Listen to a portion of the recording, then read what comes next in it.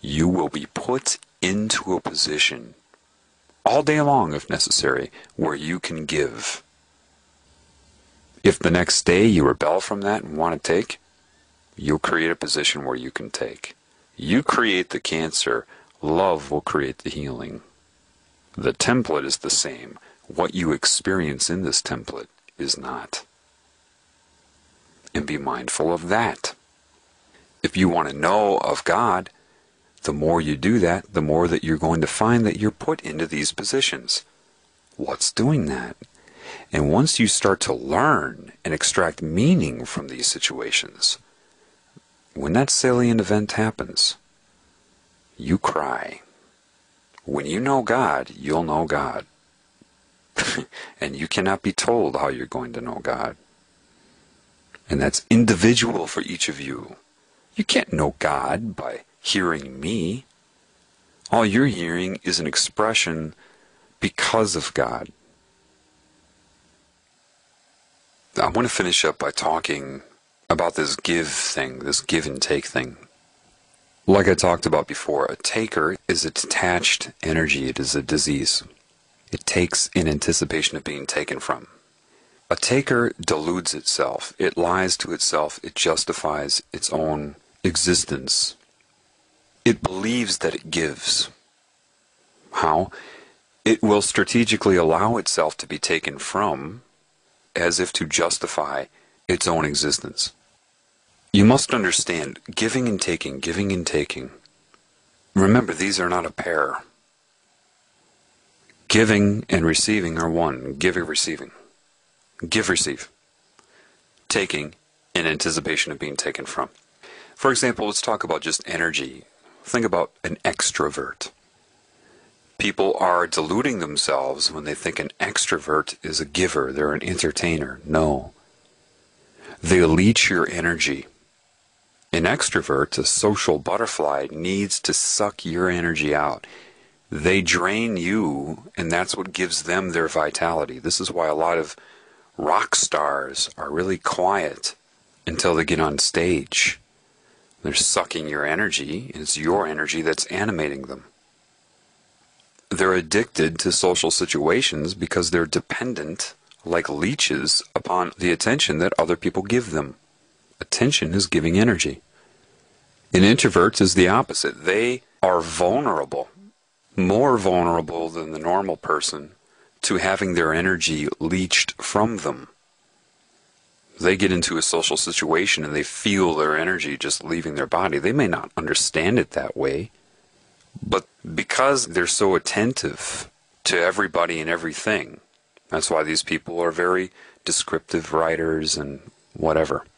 Because they're very detail-oriented, they're very attentive. Because of that, they get overwhelmed in a social situation.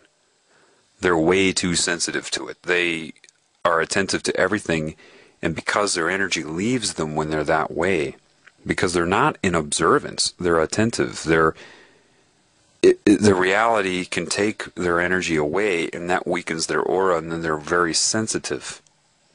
They feel out of place. They're just too awkward because they're having their energy taken.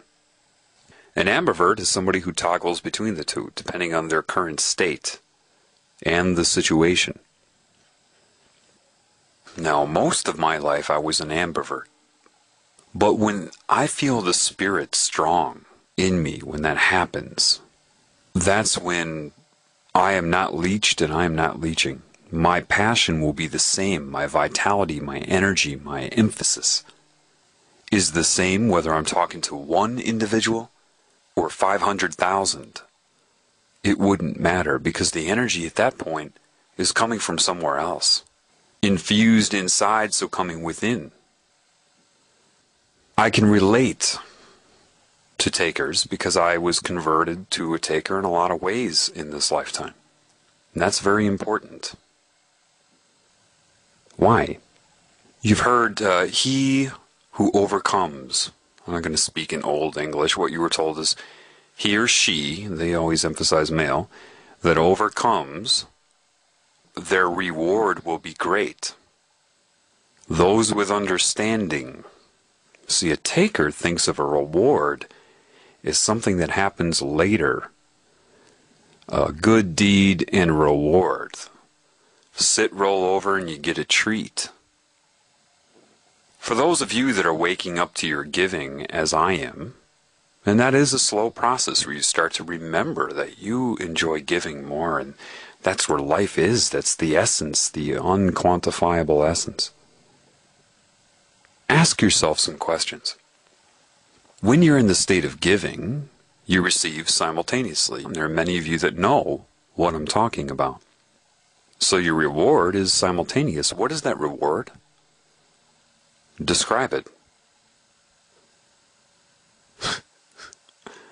Yeah, good luck with words. Secondly, say for example, maybe you were somebody that is here at this time to heal. What is the motive of a lifeguard when they jump into the water to save a swimmer? What is the reward that the lifeguard gets? Let's not even do a professional lifeguard. You're walking along the side of a river and you see someone in trouble. Without even thinking about it, you're already jumping in the water to save them. What is your reward?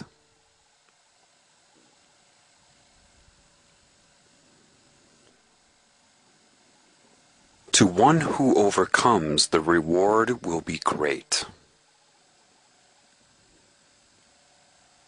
If you come in as a healer and you acquire the corruption, they know you're a healer, you have a different energy about you, so they're on your butt. The moment you incarnate, your life sucks. Everything's coordinated around you. Low self-esteem, probably abused as a kid. You have perversion, maybe addictions, all of these things. However, now you can relate, can't you? You can relate to the taking energy.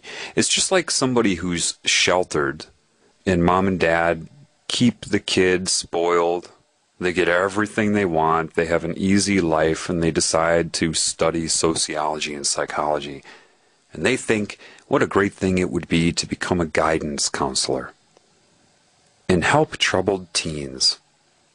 The problem that they run into that they're completely oblivious to, but the young teen is not oblivious to, is that they have no credibility with the teenager. The teenager knows right away that whoever is trying to give them advice doesn't understand. They didn't go through it themselves. They didn't overcome anything. They are not qualified to give advice. They can't relate to them. They don't know what it's like. They're just not qualified to give advice. And you know that. You know that if you're looking at the prissy counselor that has had everything handed to them, you can't take them seriously. You resent any advice they give you because you know that they probably wouldn't be able to handle what you've already gone through. And it's a direct paradox. It's a contradiction. Well, if you come in and you acquire unknowingly, which is why it's credible, and then you overcome while being able to relate. Because as you overcome, as you begin the process of overcoming, that usually precedes knowing of any negative control on this planet. It certainly did for me. I wasn't a conspiracy theorist, like I told you before. I had no idea. I thought that was myth. I thought that was a joke. But it was essential that I wanted to repair myself before I knew what was around me. For me, for my path. It's important because my motive came from within me. Then I was shown, but the interesting thing is, as I go through this process, that, okay, at least I understand what it feels like to be a taker, to have those desires. I may not be as intellectual or have the mental capacity as the scales higher than me that are running this show. However, the energy is the same,